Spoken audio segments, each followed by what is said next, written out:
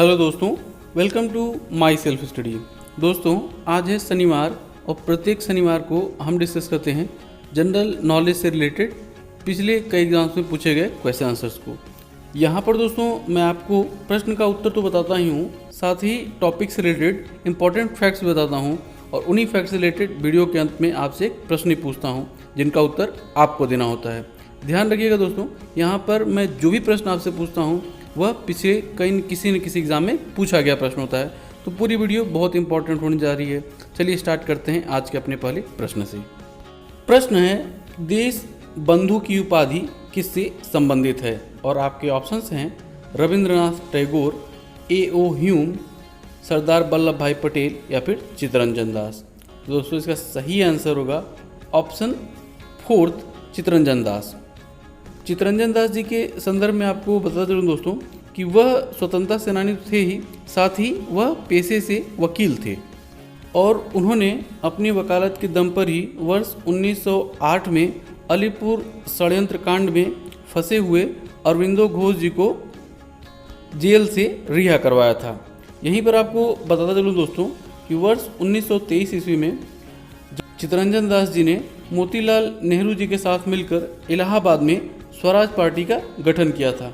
वहीं पर आपको बता दूं दोस्तों कि वर्ष 1919 के प्रसिद्ध जलियांवाला बाग हत्याकांड में जो है कि उस हत्याकांड की जांच करने के लिए कांग्रेस द्वारा गठित कमेटी के वह सदस्य भी थे। अगला प्रश्न है, शेरे पंजाब किस स्वतंत्रता सेनानी को कहा जाता है? और आपके ऑप्शंस हैं सरदार भगत सिंह, बाल गंगाधर तिलक, चंद्रशेखर आज़ाद या फिर लाला लाजपत राय। तो दोस्तों इसका सही आंसर होगा ऑप्शन 4 लाला लाजपत राय। इस संदर्भ में आपको बता दूं दोस्तों कि लाला लाजपत राय जी को पंजाब केसरी के नाम से भी जाना जाता है और उन्होंने सर्वप्रथम वर्ष 88 ईस्वी के कांग्रेस के अधिवेशन में भाग लिया और उन्होंने उर्दू में भाषण दिया। यहीं पर आपको बता दूं दोस्तों कि वर्ष 1927 ईस्वी में जब साइमन कमीशन भारत आया था तो लाला जी ने इसका पुरजोर विरोध किया था और उसी विरोध में एक जुलूस का नेतृत्व करते हुए ब्रिटिश सिपाहियों द्वारा उन पर लाठी से प्रहार किया गया, जिसके बाद इसी के फलस्वरूप उनकी मृत्यु हो जाती है। यहीं पर आपको बता चलूँ दोस्तों कि लाला लाजपत राय के साथ ही बाल गंगाधर तिलक और बिपिन चंद्र पाल को लाल बाल पाल की संज्ञा दी जाती है। अगला प्रश्न है, संसद के दोनों सदनों के संयुक्त अधिवेशन की अध्यक्षता कौन करता है?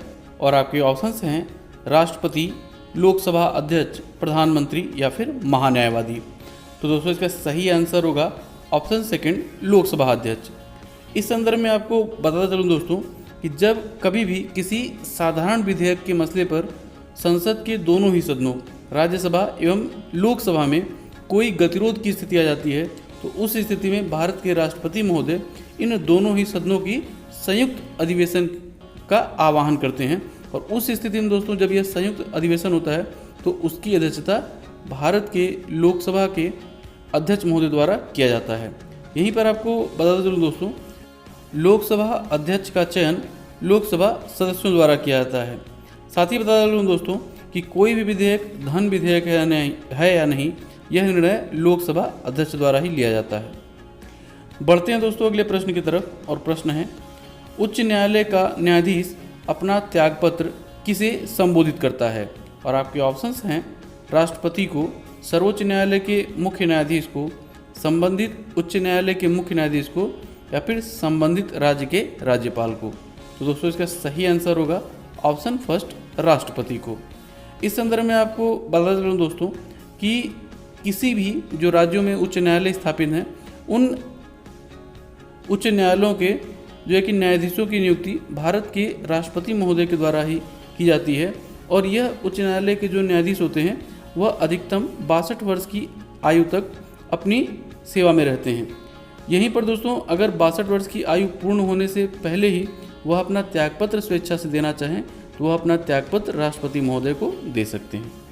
अगला प्रश्न है, वायुमंडल की आर्द्रता मापने के लिए किस यंत्र का प्रयोग किया जाता है? और आपके ऑप्शंस हैं बैरोमीटर, थर्मामीटर, अल्टीमीटर या फिर हाइग्रोमीटर। तो दोस्तों इसका सही आंसर होगा ऑप्शन 4 हाइग्रोमीटर।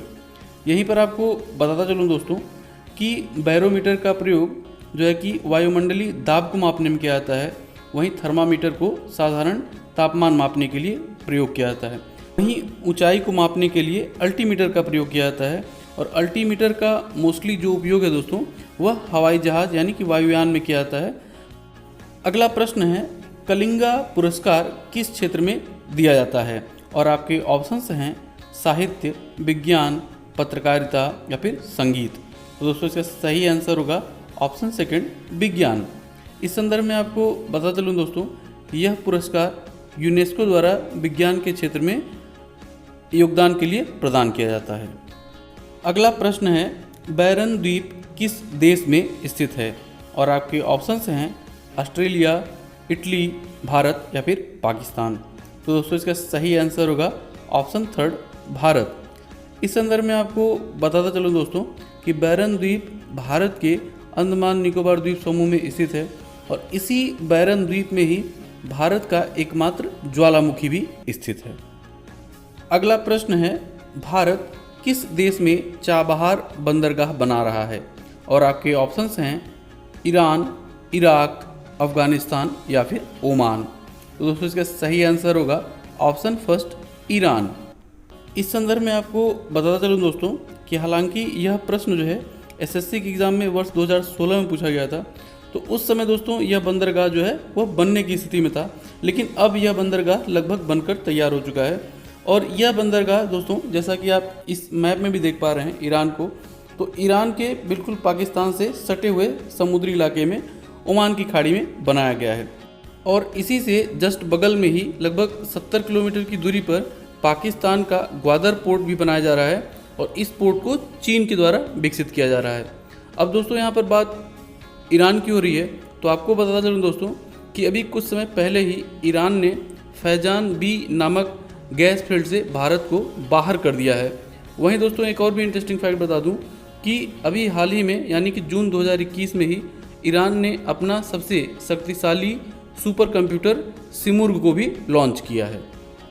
अगला प्रश्न है, मानव रक्त में कौन सी धातु पाई जाती है? और आपके ऑप्शंस हैं मैग्नीशियम, लोहा, जस्ता या फिर सोडियम। तो दोस्तों इसका सही आंसर होगा ऑप्शन सेकंड, लोहा। इस संदर्भ में आपको बताता चलूँ दोस्तों कि जैसा कि आप जानते हैं कि मानव रक्त में 3 प्रकार की प्रमुख कणिकाएँ होती हैं। वह होती हैं लाल रक्त कणिकाएँ, श्वेत रक्त कणिकाएँ और फिर रुधिर प्लेटलेट्स। और इन्हीं लाल रक्त कणिकाओं का दोस्तों जो लाल रंग होता है वह हीमोग्लोबिन के कारण होता है, और हीमोग्लोबिन का जो मुख्य घटक होता है वह लोहा होता है यानी कि आयरन। अगला प्रश्न है, आइंस्टीन के E बराबर mc² समीकरण में C क्या प्रदर्शित करता है?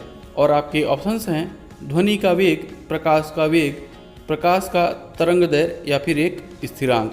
तो दोस्तों इसका सही आंसर होगा ऑप्शन सेकंड, प्रकाश का वेग।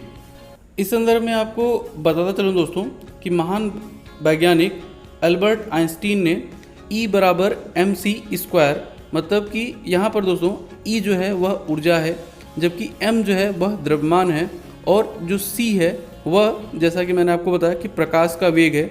E बराबर mc², और इसी के आधार पे उन्होंने यह बताया था दोस्तों कि द्रव्यमान और ऊर्जा को आपस में बदला जा सकता है। यहीं पर आपको बताता चलूँ दोस्तों कि जो यह एल्बर्ट आइंस्टीन थे वह वायलिन बजाने के बहुत ही बड़े शौकीन थे। साथ ही बताता चलूँ दोस्तों कि उन्होंने सापेक्षिकता के सिद्धांत के साथ साथ प्रकाश वैद्युत प्रभाव की भी खोज की थी, और भौतिक विज्ञान में उनके इसी खोज के कारण ही वर्ष 1921 ईस्वी में उन्हें भौतिकी के क्षेत्र में नोबेल पुरस्कार से सम्मानित किया गया था।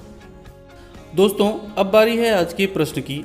प्रश्न है, मई 2021 में सुर्खियों में रहा फरजान बी गैस फील्ड किस देश से संबंधित है? और आपके ऑप्शंस हैं ईरान, इराक, सऊदी अरब या फिर रूस।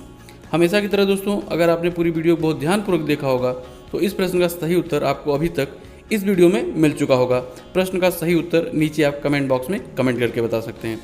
दोस्तों इसी तरह के इंटरेस्टिंग क्वेश्चन आंसर्स के लिए आप हमारा फेसबुक पेज माई सेल्फ स्टडी को भी ज्वाइन कर सकते हैं। फेसबुक पेज का लिंक नीचे डिस्क्रिप्शन बॉक्स में दे दिया गया है। तो दोस्तों उम्मीद करता हूँ कि वीडियो ज़रूर आपको पसंद आया होगा और आपको कुछ न कुछ जानने को मिला होगा। वीडियो अगर आपको पसंद आया हो और आपको कुछ न कुछ जानने को मिला हो तो वीडियो को लाइक और शेयर करना ना भूलिएगा, साथ ही चैनल को सब्सक्राइब भी। इसी नोट के साथ दोस्तों वीडियो को ही समाप्त करता हूँ और मिलता हूँ आपसे कल सुबह 7:30 बजे जनरल नॉलेज सीरीज की एक और वीडियो के साथ। तब तक के लिए जय हिंद।